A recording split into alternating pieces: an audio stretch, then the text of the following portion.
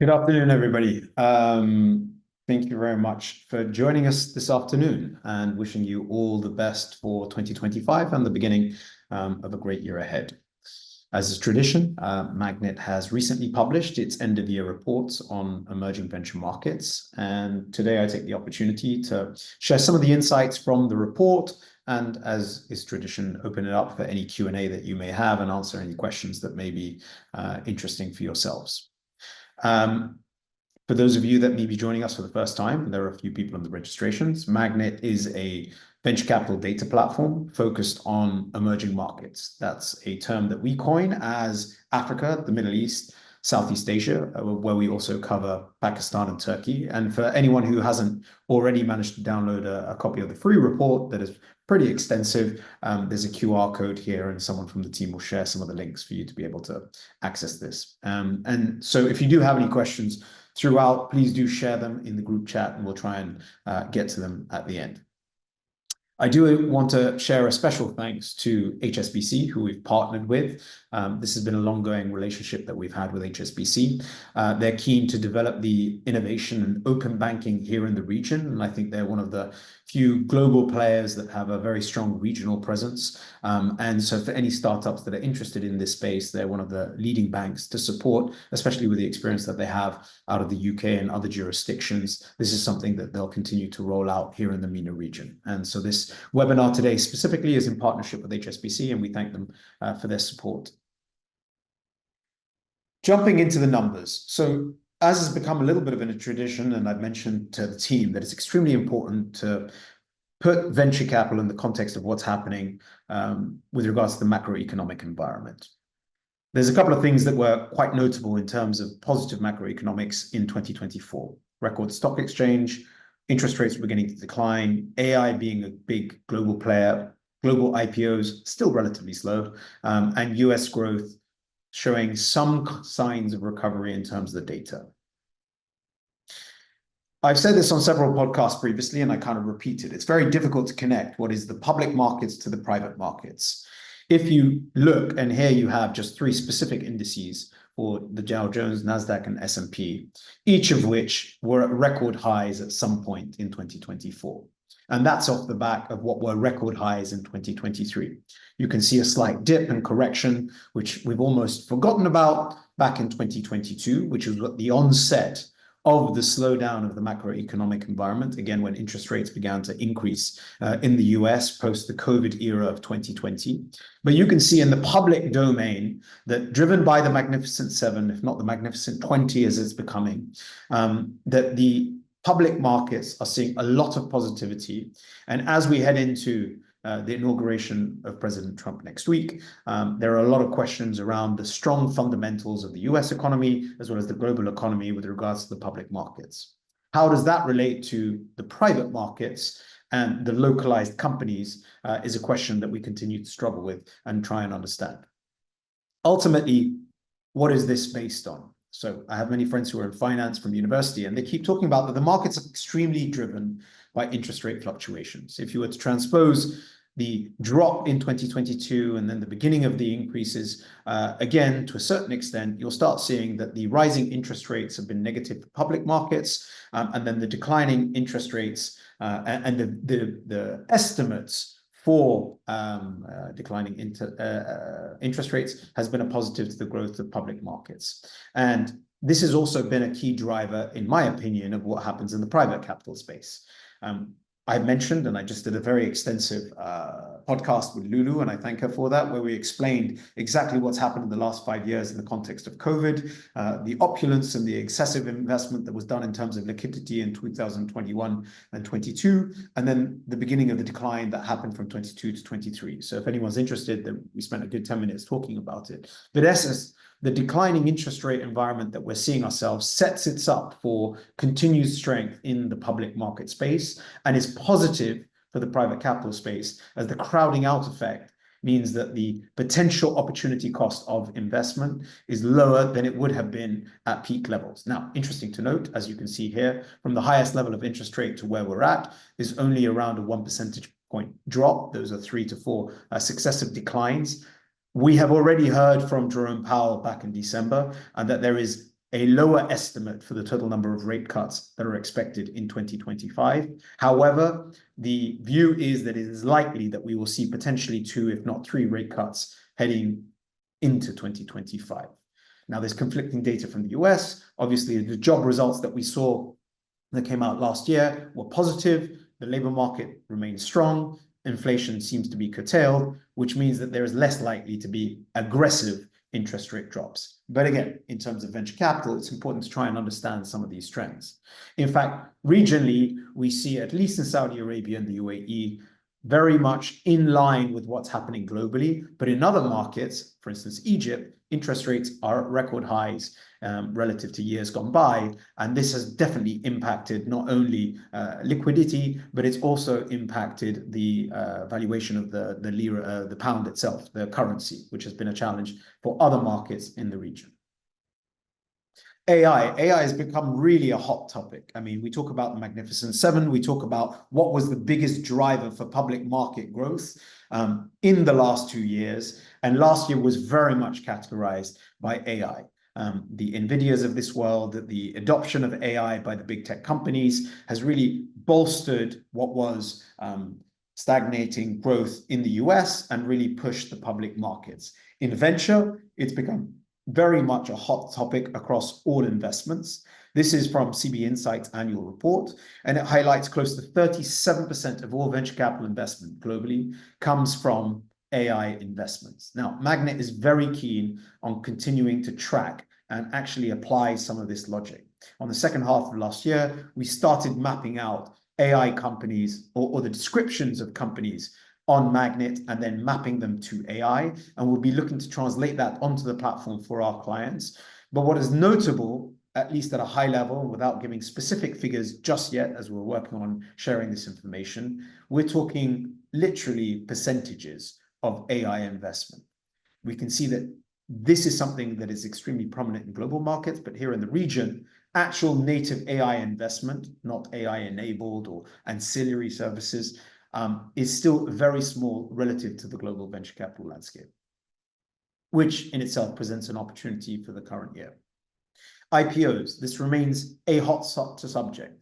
Here in the region, we saw successful IPOs. We saw the Talabat IPO, nice one, just IPO'd in Saudi Arabia. We talked in several government meetings across the board on the importance of liquidity and the opportunity for IPOs. Again, in the podcast with Lulu, we discussed all the different types, whether it be mergers and acquisitions, IPOs, secondaries, and acqui-hires.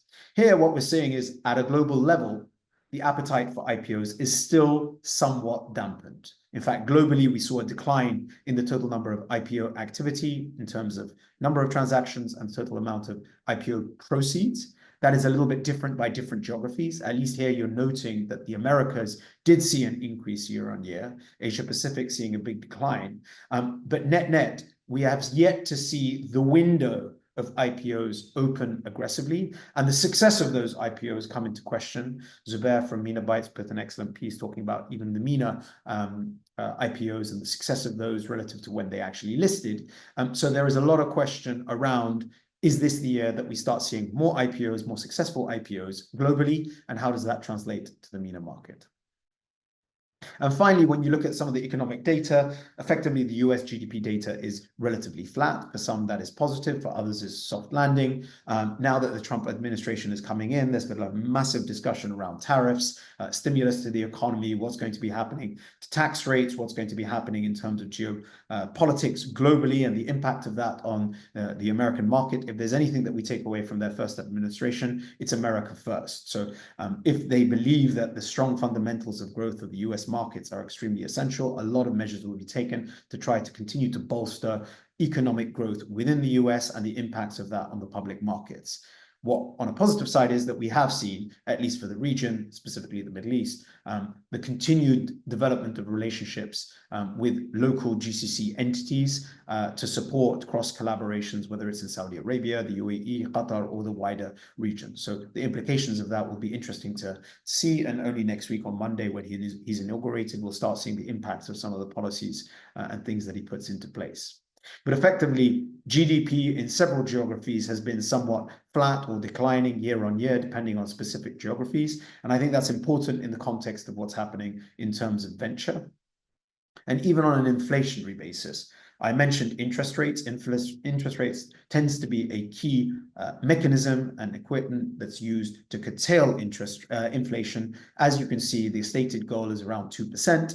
We are getting closer and closer to that 2%, which means, is there a continued need to reduce interest rates, or will they stay relatively stable with strong job growth and economic environments? And so that's something that we'll need to continue to measure moving forwards. Even here in the region, we talk about pricing, and both in Saudi Arabia and the UAE, based on the data that's available, inflation has been relatively flat for the last 2 years compared to years gone by. So you join more for a discussion around venture capital. I do think it's important to try and understand what are happening at a macroeconomic level, but let's deep dive into venture as an asset class. CB Insights produced its annual report, and if you heard me speak last year, I would have told you that there was a declining trend in venture capital investment. According to their annual report, there was a 5% increase in total amount of funding, despite 2 annual drops in the total number of deal transactions. This points to what I had predicted last year, and part of the predictions for MENA this year, that we're effectively seeing the bottoming out of the venture capital curve. This is very much based on the excessive liquidity that we saw in 2021 and 22. And effectively, that was the black swan event. The interest rate decline to 0% created a massive liquidity boom that saw venture escalate and hockey stick back in 2021. We are now seeing the consequences of that and all of the macroeconomic impact that I just mentioned on what's happening in venture. But what we're effectively seeing is the bottoming out of that decline. In fact, total number of transactions decline, but total amount of capital has just increased 5%. Another data point comes from Carter. They look at specifically the investments that are done in the companies that are based in their portfolio of potential clients. They also noted that US investment, specifically in Q4, saw an uptick in venture capital investment, so that we saw a slight increase in total funding. So when you look at that trend, and I've said this several times previously, the peak of investment activity in terms of capital deployment was in Q4 2021. Since then, effectively a straight line decline in the total number of transactions, but we've seen this fluctuation dating back to around Q3 of 2022. And for the first time in a while, we've seen an uptick in terms of capital deployment in the US. So that's the state of the global venture capital space, and I'll come to explain why in a couple of minutes. So in the context, though, here are some high-level numbers. The emerging venture markets, Africa, the Middle East, Pakistan, Turkey, and Southeast Asia, saw $9.1 billion of investment across 1,500 transactions. That is a 40% drop in the total amount of funding and a 20% drop in the total number of deals. Put that in the context of the global landscape, where we did see a pickup of 5% globally, according to CB Insights, a 20% pickup in terms of funding in the US, but in line with declines that we've seen in the total number of transactions. Europe almost flat at about a 2% total funding change, and LATAM saw a small pickup in terms of venture, albeit LATAM is very much tied to the investment activity that happens in the US. So what is the trend that we see in emerging venture markets? I've said it before and I'll say it again. We have the ability to kind of somehow predict the future here, and it's not my terminology. It was Eli Habib from Al-Ghami that says whatever you see happening in the US tends to be delayed 2 to 3 quarters here in the region. And effectively, that delay is what we're beginning to see. Peak of investment activity is 2022. That decline has begun to kick in, and we see this 40% drop in terms of capital deployment and a 20% drop in terms of deal flow. Looking at the quarterly evolution, we are now in the midst of what I highlighted, according to that CB Insights, of just general fluctuation of investment, with one quarter being slightly higher, one quarter being slightly lower, but no real pickup of investment activity. And while the line here is not directly straight, shall we call it, from the peak of investment activity Q2 22, and you remember I mentioned that it was the end of Q4 21 where we saw peak activity in the global landscape. It's a little bit more fluctuating here. It is effectively a declining trend that we're seeing. So back to the point that I was making, it is the beginning of the bottoming out of this investment curve at an emerging venture market perspective. In fact, when we break this down, it's one of the charts that we have published in our free report, you'll see that all geographies but the MENA region saw a decline in the total number of transactions. And I do point this out because the MENA region did see some positive signs of recovery, especially relative to Southeast Asia and Africa. And we always focus on the emerging venture market space because these are somewhat relatable continents of venture activity in terms of maturity of them, the investment patterns, and the growth of venture. But effectively, in Southeast Asia and in Africa, we saw declining venture in terms of transactions. In terms of the total amount of capital that was being deployed, similarly, each of the geographies saw declining venture capital investment year on year in terms of the deployment. But deep diving into MENA, what you see here explains what I'll come on to in the next section. Despite the decline in total amount of funding, and this is why I keep challenging some of the clickbaity headlines that like to focus on just the high-level figure. While total amount of funding is down, these mega deal investments are one of the biggest drivers to that venture capital aggregate level. What is a mega deal? A mega deal is an investment transaction that is greater than $100 million. You see that this level is almost the same as what it was back in 2020. A positive, however, total amount of non-mega deal investment saw an increase or is almost flat year on year, and the total number of transactions has grown year on year, which basically is showing a fertile early stage environment, planting the seeds for future investments across the funnel. Another positive is to note that this remains above the figures of 2020, which at the time was the record year of investment compared to the last 10 years. And again, here you see more seasonality and fluctuations than you've seen previously. But effectively, another point was that it was in terms of the summer, both quarters, Q2 and Q3, and even non-mega deal funding in Q4 was higher than investments made in the previous year.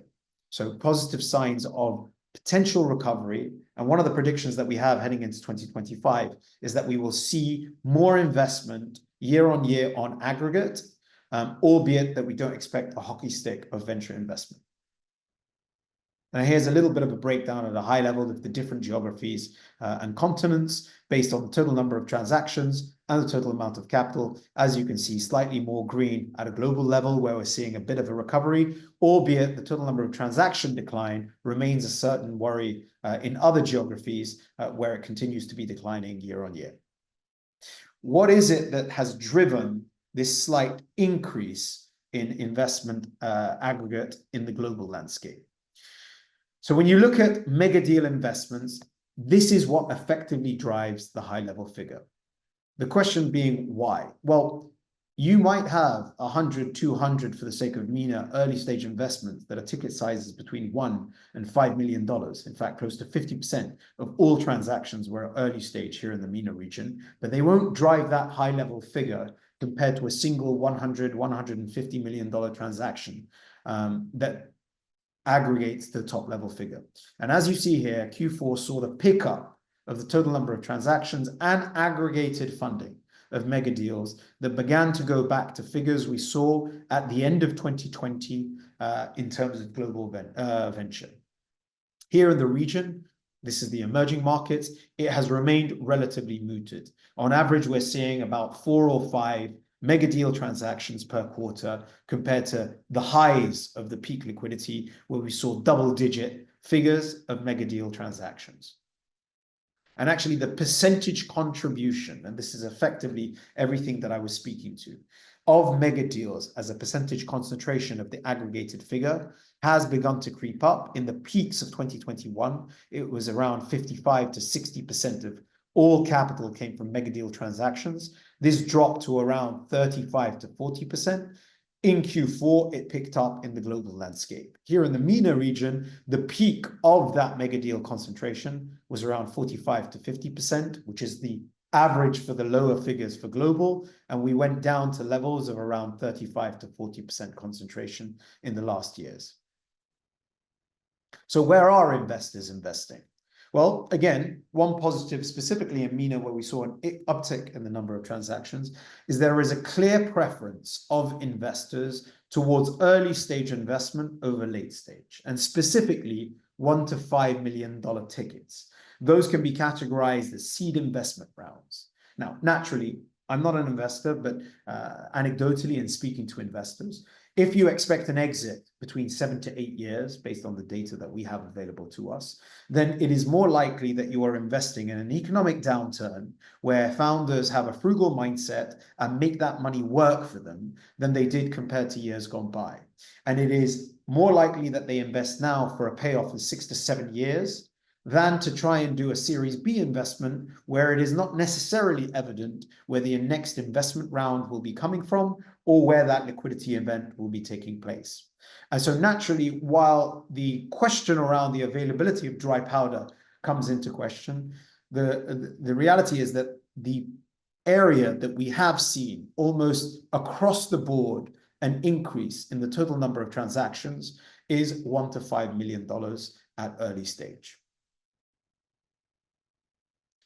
It is also important to put things into context in terms of benchmarking. Singapore, a more developed and mature market, probably 7 years more venture capital investment than we've seen here in the MENA region, did see another standout year compared to the other geographies. But notably, that was a 50% reduction in the total amount of capital year on year. And if anyone that joined my webinar last year saw a similar 45 to 50% reduction. So they have also been strongly impacted by what has been happening globally and specifically in the Southeast Asian ecosystem. A standout anomaly or outlier is in the Philippines. As you'll see, there was a single deal, which is a massive investment driven by MAGNiTT of $786 million in a Philippines company. It's a fintech company. If you remove that, that is more in line with other geographies compared to Nigeria, Egypt, and Thailand. But that is a standout performance compared to the rest of the region. Notably, all the other geographies saw a year-on-year decline in terms of capital deployment, where Turkey ranked third, Saudi Arabia fourth, which still ranks first now for the second consecutive year here in the MENA region in terms of capital deployment. In terms of transactions, interesting to note, again, and I mentioned that the MENA region saw increase, you saw that UAE, Saudi Arabia, Egypt, and Qatar, in fact, Qatar saw a close to 16% increase in the total number of transactions year on year, all saw increased deal flow, specifically at early stage compared to late stage, compared to a Singapore that saw an 11% drop and a Turkey that saw close to a 40% drop in the total number of transactions. So while the ranking of each of these different geographies stays the same year on year, the actual fluctuations between them is something that's interesting to note. Again, we can talk a lot about, and I'm happy to answer any questions, the sovereign impact that has been happening in the GCC with regards to the fund of funds, programs like Dubai Future District Fund, the role of Mubadala, Jeddah Fund of Funds, SBC, the $1 billion fund in Qatar that is helping to support the ecosystem development projects there. That is really catalyzing the early stage as well as the slightly later stage investment space, but at least it is providing deal flow for future investment opportunities in the years to come. In terms of sectors, I mean, I feel like I'm repeating myself, but effectively, globally and in the region, and this is the emerging venture market space, fintech, financial technology disruption remains high on the agenda for investors, both in terms of the total number of transactions and the total amount of capital that's being deployed. Effectively, this is really becoming the hotspot. As I mentioned previously, transport and logistics tends to be the first sector that gets disrupted, followed, or firstly by e-commerce and then transport and logistics. Now we're seeing this fintech infrastructure disruption taking place. And not only that, it's at all stages of investment because the capital that's being deployed, this is not only where in years gone by, it was ranking first in terms of number of transactions, but not capital deployment, it's now in both.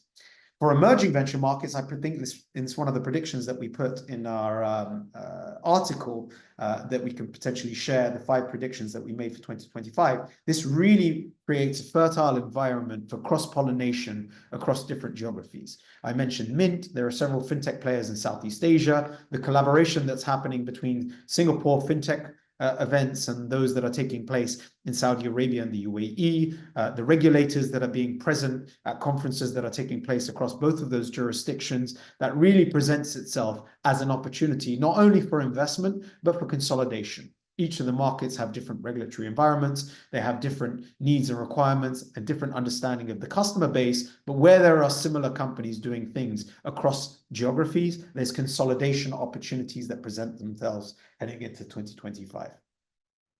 And as I mentioned, more or less across the different geographies, fintech has ranked first. As you can see in the Middle East, this is not MENA, this is the Middle East. E-commerce ranked first thanks to a large investment in both Salah and Aiwa. But on a MENA level, fintech ranked first in terms of capital deployment. But in terms of the total number of transactions, the appetite of investors for a particular sector and segment, fintech continues to outstrip all other segments. I keep getting asked the question, what are the other hot industries? What are the hot areas of opportunities in this current environment? Not to say that there isn't investment in other sectors. Specifically, we're seeing the development. There was a recently published report in Saudi Arabia on deep tech. There's a huge amount of effort and focus here in the UAE and other geographies on sustainability, food security, and deep tech. But those investments are much smaller in terms of quantity and total amount of capital compared to the more traditional industries of fintech, transport and logistics, and e-commerce across the emerging venture market space. We have seen a lot of new fund announcements. We continue to track that. Today, we published our MENA investor ranking report. In it, we've published the total number, a non-exhaustive list of all of the funds that were announced back in 2024. The question is, how does that translate into actual capital deployment? Another positive for the emerging venture market space is that we did see a pickup in the total number of investors investing in emerging venture tech, albeit small. The total percentage coming from outside of the emerging venture market, somewhat consistent. But when you deep dive into MENA, that number is a lot more accentuated. There's a close to 20% increase in the total number of investors, whether they be corporate venture capital, international investors, regional investors, accelerator programs, cross-asset allocators, as well as family offices investing in MENA-based companies. And there's also a notable 5 percentage point increase in international participation. So there's a lot of news and talk about how the GCC has continued to attract international players. A week doesn't go by without a big name asset allocator, not necessarily in venture. It could be a hedge fund, it could be a family office, it could be an investment bank that is setting up a regional office, whether it be in Abu Dhabi, Dubai, or in Saudi Arabia. That is beginning to penetrate into the venture capital space, where more international players are beginning to deploy capital into the venture market here in the region. And here you can see some of that reflection in terms of the capital deployment. 42% of all capital, albeit in a down year. And historically, let's be clear that in 2021 and 2022, where there were less international investors, as I pointed out in the chart here, than this year, more capital was coming from international players. They tended to be at late stage. They tended to be SoftBank, NEA, Tiger Global, Sequoia. Now you're starting to see international players beginning to make investments at early stage. We're seeing more accelerator programs, seed funds, and specifically, again, one of the predictions that we made, those coming from Southeast Asia that have potentially raised LP funding and deploying capital into the local market at earlier stage investments than just pure late stage investment. So it's interesting to see this healthy participation of international investors that has not been skewed by mega deals, because effectively we've seen a drop in mega deals year on year. And interesting to note, in the free report that we published, you're seeing some familiar names that are not just Middle Eastern, but cross all of the emerging venture markets. Antler, who's historically had a base out of Singapore, is actively participating here in the region. 500 Startup has continually been one of the most active investors cross jurisdictions. So I think it's extremely interesting to see these investors are now not focusing on specific continents, but across the whole of the emerging venture market space. In terms of capital actual deployment, very interesting to note, General Atlantic, that has a very strong ambition now, having set up as a private equity entity with offices in Saudi Arabia and a push for venture and late-stage investments, has led the way across emerging markets in terms of capital deployment. But all of these entities, especially at the aggregated level, and these are estimated capital deployed investments by each of these different entities, showing continued strength. And interesting to note that 5 of the top 6 are corporates. The role of corporate venture capital remains in question. What is the ability of corporates to continue to penetrate and support the venture space, both out of interest on off-balance sheet and through dedicated funds for venture capital investments? And here in the region, we've seen the likes of EAND, we've seen Mashrek. I've already mentioned our sponsors, HSBC, who are active players in the open banking space that are looking to do more here in the region. And in Saudi Arabia, the likes of SDC and others, many bank announcements specifically. We mentioned fintech. Banks are playing a leading role in the disruption of technology in each geography, leading the way, whether it's to support in terms of bank setup, investment through corporate venture capital funds, off-balance sheet acquisitions for companies in their space, and accelerator programs to support the venture space. And finally, before I come on to any questions, look, liquidity is the question of the moment. We've had 2 years of declining M&A transactions to markets. And this is something to note. In the absence of M&A, we have the challenge of liquidity. IPOs is hot question of discussion. This remains something that we are likely to see. Another prediction that MAGNiTT put in its article that we will share is that we expect to see at least 5 tech IPOs here in the MENA region in 2025. We've already seen one. And this is something that we think will provide liquidity. But the challenge is before you can get to IPO, you need to be IPO ready. A term that was coined by a founder that I spoke to while at FII in November. And he believes that there's an estimate of at least 30 to 35 later stage companies that are going through the process of being IPO ready. Now, that doesn't mean that they look to IPO. It means that they go through the due diligence. It means that they run through the structuring of the company, the different areas that need to be audited to be able to IPO. Now, if in that journey, they're able to get a pre-IPO investment round, that is great, but all of them are running through the exercise. Now, we expect a certain percentage of them to actually list as we start seeing more IPOs. And of course, Talabat's IPO listing last year set the way for more tech IPOs. It was one of the largest tech IPOs globally and showing the importance of that here in the region. Now, IPOs are extremely important for a healthy economy, and it's an area of focus for many government officials, and I expect that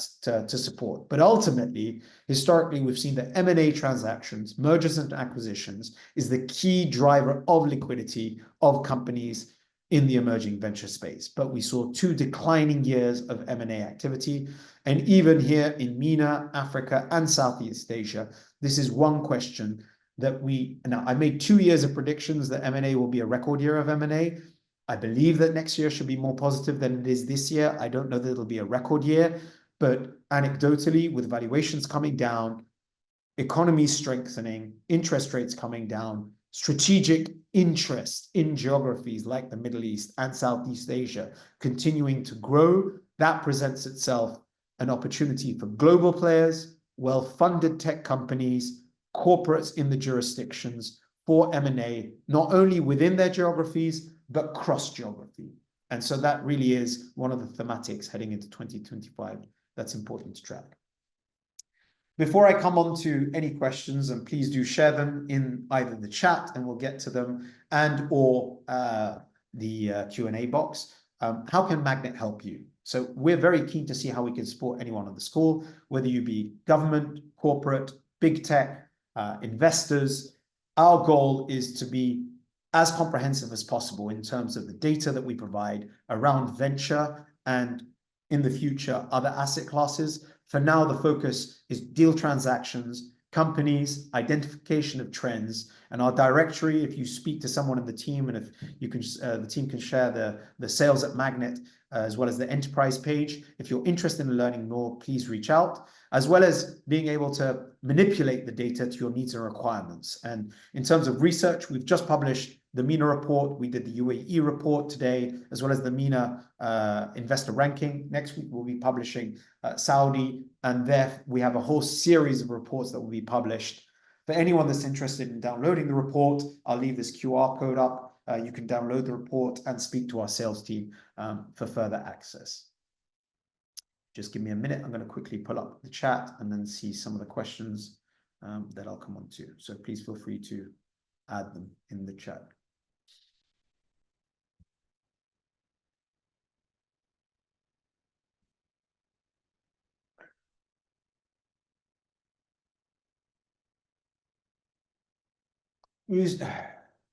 Please shed light on the context of the emerging markets, especially Saudi Arabia and MENA. The bottleneck at the late stage rounds revealed the inability to attract global capital.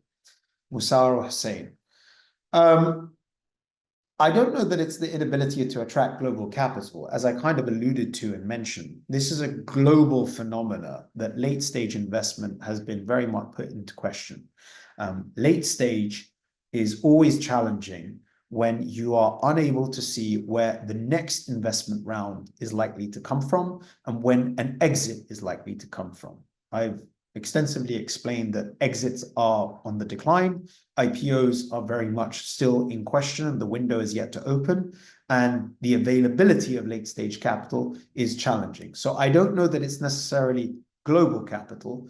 There is an argument to say, is there enough regional capital at late stage? I've highlighted that the data reflects many of the regional investors are focused on early stage over late stage, but I do think that the bottleneck is one that is global as well as regional. And if there's a lot of work that's being done by the sovereign entities to try and unlock the capital deployment at late stage as well as early stage, but it takes time. And this is not outside of the context of the macroeconomic environment. But I do anticipate, as highlighted by the CB Insights report, the pickup of mega deal investments that took place at the latter end of 2024. And I do caveat this, barring any macroeconomic or financial disaster that happens in 2025 that I can't predict. In the absence of that, we do anticipate that late stage investment is likely to pick up, both driven by regional investors and the appetite for international investors. And I do think that entities like Saudi and the UAE, with their mandates to attract international capital to the region, while they may be giving funds to or capital to funds that are based outside, the mandate tends to include an important part, which is to participate in local investments.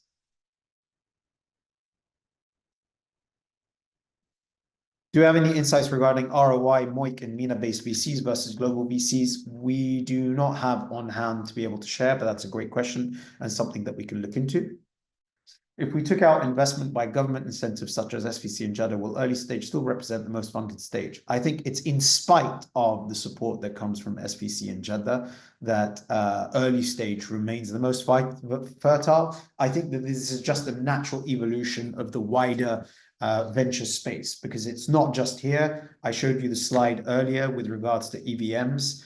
So you saw the same trend taking place in terms of,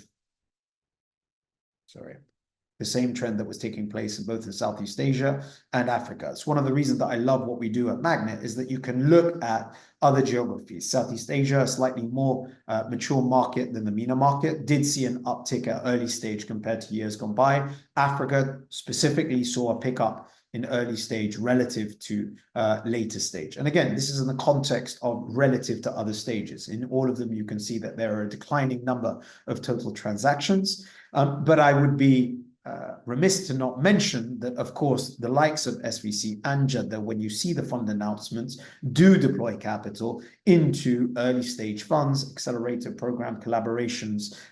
Those, Sanabel, for instance, in Saudi Arabia, collaborating with Antler and other and other type of entities. are stimulants to early stage. I do want to also point out something that I forgot. I had a red flag 3 years ago. In COVID, accelerator programs effectively began to stop. The biggest value of an accelerator program is to bring people together for a 3-4 month intensive program where you can collaborate and learn from each other. In COVID, a lot of that went virtual and didn't have the same impact, so many of those programs stopped. We have seen the return of multiple accelerator programs cross geography. In fact, Y Combinator remains one of the most active investors in terms of programs, and that is also supported by government, but it's also private capital accelerator programs that support. Do you see fintechs continuing to attract funding in MENA? Yes, absolutely. I do not see the trend of fintech investment going away. In fact, I think it'll be doubled down. We will start seeing alternative capital. We already saw the likes of Tamara and Tabi raising lines of venture debt. We've seen companies like Property Finder doing lines of credit. I think that will anticipate because they're the most likely to see exits, whether that comes from M&A and or IPO listings, and the appetite of international players for regional presence in all of the emerging markets. That is a sure signal for continued venture capital investment in fintech relative to many others. MENA region is fintech heavy. Fintechs are semi-government backed controlled entities. Potentially can't speak to that specifically. There is a strong focus from government to support financial services. As someone who comes from the financial services background, the industry is ripe for disruption. But let's not forget, a fintech company operating in MENA has several regulators in multiple geographies with different demographics and purchasing powers. So it is not easy building a fintech company. And part of the capital is always to try and overcome regulatory burdens and challenges for the development of those companies. Yes, Malik will send you a copy of the recording. This will be made available on our website, and we will be sharing a copy of the report, the webinar afterwards. We did not see stock prices go down or did not go up, but we saw the stock prices goes down or did not go up after IPO except for Parkin. Indeed, that is one of the questions as to why we have not seen as many IPOs. Those that have listed hasn't necessarily had stellar results as expectations. We've talked about the challenges, the window for the IPOs. I do anticipate that the appetite for IPOs has continued to grow. If interest rates continue to come down, allocators will need to deploy capital into assets, and that will likely further develop and strengthen the IPO space. But correct to say that there's been mixed results for many of the companies that have listed, not only globally, but also regionally, which is why there remains an element of hesitation in the IPO space. What is the best way to contact us for potential collaboration? I mean, you got me here. You're welcome to pitch me an idea, but either send me a message on LinkedIn, drop me an email, and we're happy to connect you. My email is philip@magnitt.com, or drop me a LinkedIn, and I'll be happy to connect and learn more.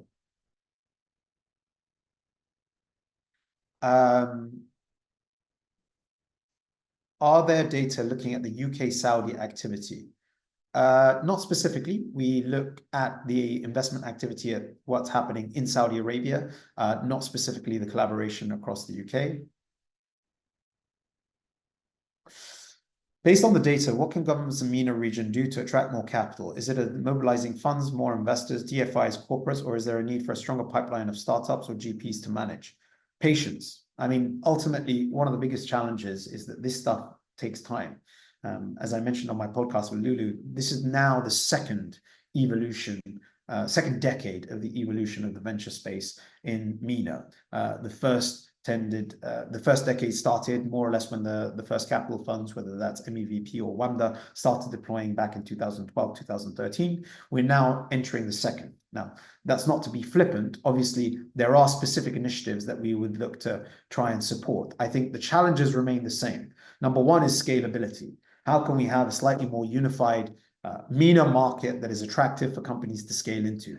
Venture is a scalable asset class. If you can't reach scale, it becomes a lot less attractive for venture capital investment as an asset. To be able to do that, you cannot solely focus on specific geographies. To be able to achieve that, you have to operate in multiple geographies. And therefore, looking at opportunities in Southeast Asia, looking at opportunities, and how can government support that? I've mentioned that to different government entities that I've spoken to. Delegations and trips to other markets to unlock the potential and introduce them to specific entities, whether that's for setup, for talent, for legal, for competitors. To introduce yourself to those people in that space are extremely powerful. I do think that ensuring that the cost of operation remains low. In some of these geographies, it remains challenging to operate. It is costly. It's costly for employees in terms of attracting employees to work at startups. So the cost of operation remains a challenge, and the attractiveness for talent in venture and venture-backed companies compared to operating in corporate or government remains part of the challenge.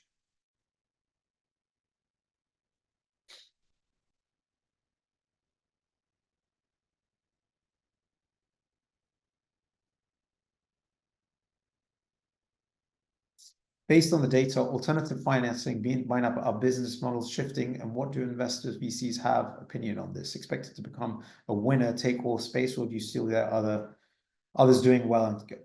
Great question. I'm not an expert in the buy now, pay later or the alternative finance space. I think competition remains healthy. I think it's extremely interesting to see how this continues to develop. The only anecdote that I can say is that you're beginning to see that they're not just focusing on buy now, pay later. You've seen some of the investment acquisition, for instance, Tabby of Twake last year, which has a banking license in Saudi Arabia. How can they, in the same way as we have seen Careem operate a super app that is not just logistics, but operates in food delivery and parcel delivery and mobility, are we going to start seeing leaders who have commanded huge amounts of investment capital diversify away from the core business model into ancillary financial service offerings because they've already massed the user base, they already have the data, they already have the positioning in the network? So I think what becomes very interesting is the likes of those type of players operating in other segments within the financial services space beyond what it is that they originally operated in. And also the role of competition. We already know that players like Revolut have come to the region. We're likely to see more and more players come to the region interested in what's happening. How does that influence and shape the financial services space in the coming months?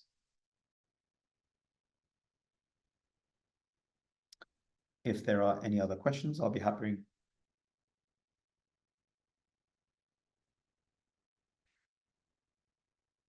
Considering the market challenges as highlighted in the report, will it affect risk profiling of VCs in MENA? Well, I mean, effectively, I can't speak on behalf of VCs, but I assume that they've already been in a risk-off environment. I think the challenge that people sometimes tend to forget is which VCs actually have capital. So in that double-sided marketplace, the question becomes, are they raising funds? What is the mandate for them to raise funds? What are the opportunities in the segments that they're looking to focus on? And are they actually able to deploy? If they have dry powder and are looking to deploy, we've seen that generally the shift has gone towards early stage over late stage in terms of investment appetite relative to years gone by. The question is, are they likely to have greater appetite heading into 2025 for more established and successfully growing companies at Series A and Series B compared to 2024? But again, I'm sure that it's a dynamic environment where their risk appetite for venture continues to shift year on year. Do you see micro lending space emerging? Do you see more venture taking birth in this space? I think that there is already an element of micro lending. There are some players, Democrats as an example of this. There's many other entities that are doing micro lending. I think the unit economics remain one of those challenging spaces, questions for micro lending and the wider fintech space. But I think that what has been interesting in the fintech space is that there have been traditional businesses, point-to-point remittance of money from one to another. I always liken it to when you look at e-commerce, while there's a whole amount of selection process that takes place in the e-commerce based on the SKUs that are available on a website. The reality is you need to get it delivered home. It's the pick up and drop off of that good. When you look at what Kareem does, it picks up and drops off humans. And when you look at Trucker or the like, it's a pick up and drop off of goods. In this case, the majority of fintech investment is the pick up and drop off of money. Micro lending is an element of that, but the reality is just remittance payments and transfer of funds seems to be the majority of the focus, including buy now, pay later. How would you compare MENA to sub-Saharan African VC markets? Great question. I mean, there was 2 to 3 years ago in the liquidity boom, a extremely fertile environment for venture investments in sub-Saharan Africa. Part of the challenges is that historically sub-Saharan Africa has continued to be driven by international investors who have a focus on the African continent.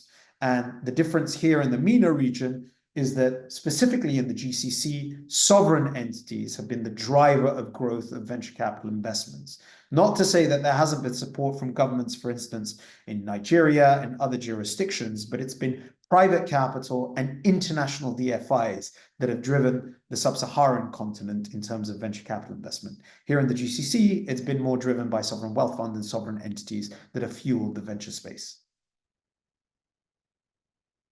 Any noteworthy deals in life science, health tech, and longevity in the Middle East? If you get a MAGNiTT subscription, you can probably filter by health tech and work those out. But off the top of my head, none, unfortunately, that springs to mind. But thank you for sharing.